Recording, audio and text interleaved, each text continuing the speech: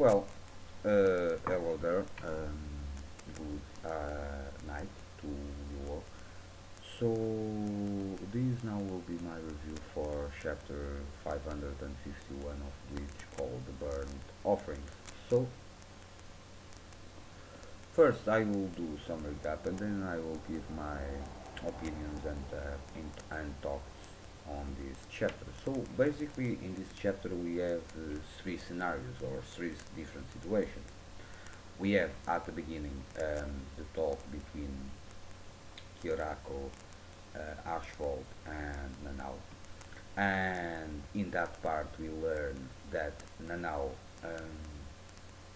or more exactly, we get some character development from the part of Nanao. Because if I might be wrong, but I don't remember ever in the manga uh, being referred or being alluded or being told what were Nanao abilities and what makes Nanao a vice captain besides the fact that Kirako is quite fond of her.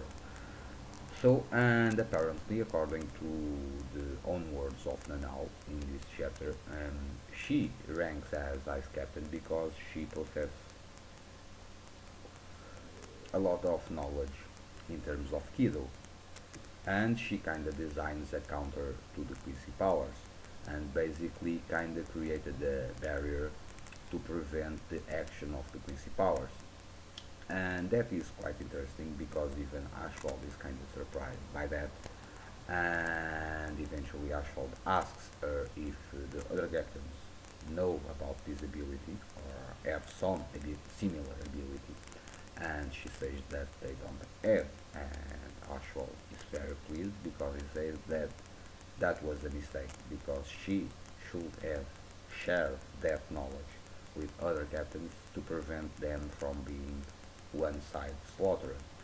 So it's interesting that Nanao appears now as having developed development finally, and she apparently is a Kido master.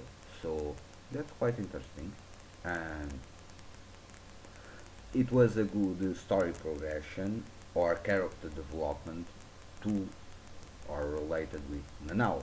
So that was interesting. I like it.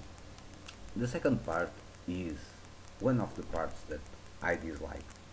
It's about Toshiro and Basby, and they continue their fighting.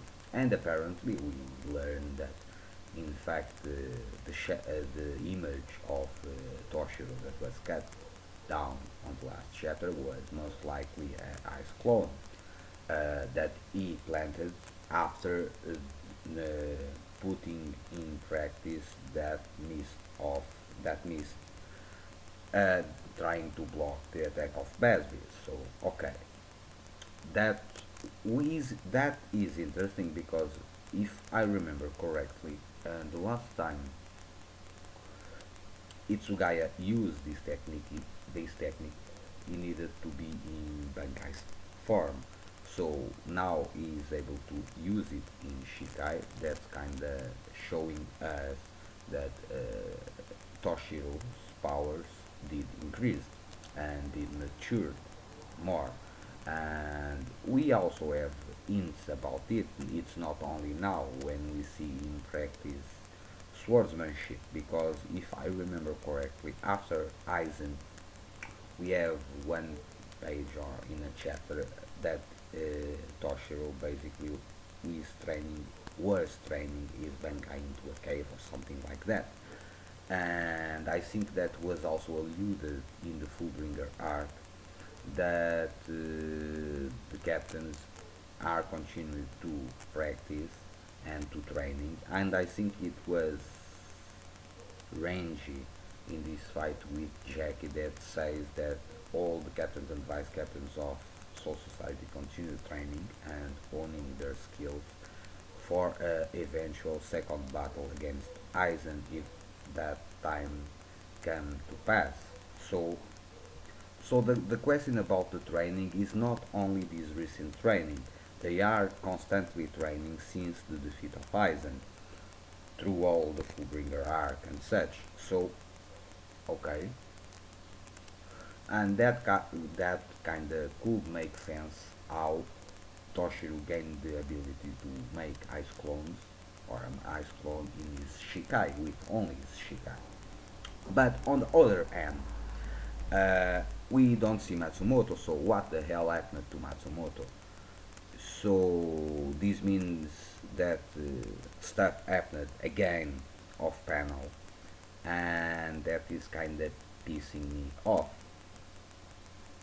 So okay then, but it's pissing me off. But eventually, Toshiro eventually is being pursued by Basby, and basically Basby destroys all the techniques, all the attacks, even the traps that Toshiro lays down to him. Basby completely eradicates all attempt to fight from the part of Toshiro. So that shows us or increases us in the perspective that Basby indeed is powerful, and it kind of reinforces the idea that yeah, okay, maybe the guy actually has the power to block the flames of Yamamoto in this Shikai form. So okay, that do I do not dislike this connection because when he claimed that he did that, it was strange. But okay, now we are seeing that probably the guy actually was able to do it because he is quite powerful. Okay, then fine by me. But then we have the situation that when Basby was ready to finish off Toshiro, basically he is interrupted by Kangdu, the guy that fought Toshiro in the first invasion and stole his Bankai. And apparently, according to Kangdu, the Sternritters kind of did make an agreement that all the Sternritters that stole the Bankais of the captains, now they need to finish them off, apparently. So, okay then. And then we cut to the 12th division and we see Mayuri and the other guys in the 12th division, and some guy says that the Reiatsus of Soifon and Toshiro disappeared. So what this implies that Kangdu did finish off Toshiro. It implies that BG9 finished off Soifon. Um, but even if that's the case, again, it kinda alludes to the possibility of stuff being solved off panel, and that's pissing me off even further. So, okay then. But then we have communication coming from that strange outfit that Mayuri is using after he meditates about he is being the one that which that his Bankai was not stolen, and it's apparently Urahara that is apparently calling from Mukomundo, and most likely Urahara, let's say, helped Mayuri develop that kind of protective suit or something like that, apparently. And he says that the big revelation after the end of the chapter is that Urahara did found a way for the captains that lost their Bankais to retrieve them. So, and basically that's the chapter. So, like I did say, I kind of have the feeling in this chapter that stuff is going down off panel, and that's annoying. It's pissing me off. But in terms of pacing of the story, well, it was good for me. We have development, especially I like the development that we got from Nanao. That was very good. I like that. We also have a little development relating with, or we can speculate about, like I did, about the powers of Toshiro and how they increased and such. But that also makes sense. And then the big revelation that is that we have found a way to retrieve the stolen Bankai. So that was quite interesting. So on the overall, the chapter was not an amazing chapter.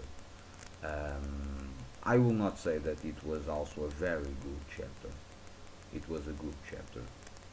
Um, we have some good developments, but the fact that it appears that stuff is being solved off panel, I do not like it. But that's my opinion. So this is my review for Bleach chapter 551. Hope you enjoyed the video. Thanks for watching and stay well, peace, and see you soon.